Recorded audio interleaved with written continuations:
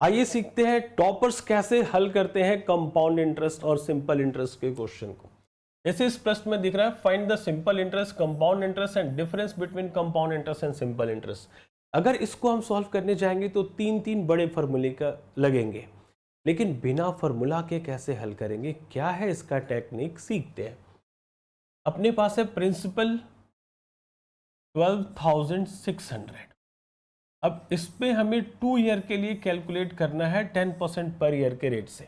तो 2 ईयर के लिए दो लाइन इस तरीके से ड्रॉ कर लो, और ये फर्स्ट है, फर्स्ट ईयर के लिए इंटरेस्ट आपको मिलेगा और यहाँ से सेकेंड ईयर का इंटरेस्ट मिलेगा, जो कि है 10% क्वेश्चन के अकॉर्डिंग। तो इसका 10% कितना होगा, 1260, और इसका भी 10% लगेगा सेकेंड ईयर का भी, तो इसमें भी आ जाएगा 1260। और प्रिंसिपल से जो डायरेक्ट मिलता है वही होता है सिंपल इंटरेस्ट। दोनों को ऐड कर लोगे तो 2520 आ जाएगा। इसको क्या कहेंगे, सिंपल इंटरेस्ट। हो गया इस क्वेश्चन का आंसर। क्लियर। अब कंपाउंड इंटरेस्ट तो दुनिया जानती है कि इसमें इंटरेस्ट ऑफ इंटरेस्ट लगता है, तो आप भी दुनिया में ही रहते हो, तो यहां से फर्स्ट ईयर का जो इंटरेस्ट यहां क्रिएट हुआ है, इसका फिर से 10% कैलकुलेट करेंगे, तो ये कहलाएगा इंटरेस्ट ऑफ इंटरेस्ट। कितना, 126। ओके।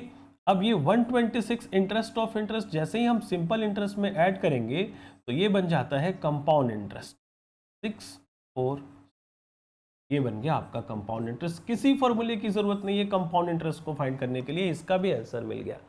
अब आखिरी क्वेश्चन है difference between simple and interest. तो देखो सिंपल और इंटरेस्ट में डिफरेंस कौन क्रिएट किया है, ये ऐड हुआ है तभी तो कंपाउंड बना है।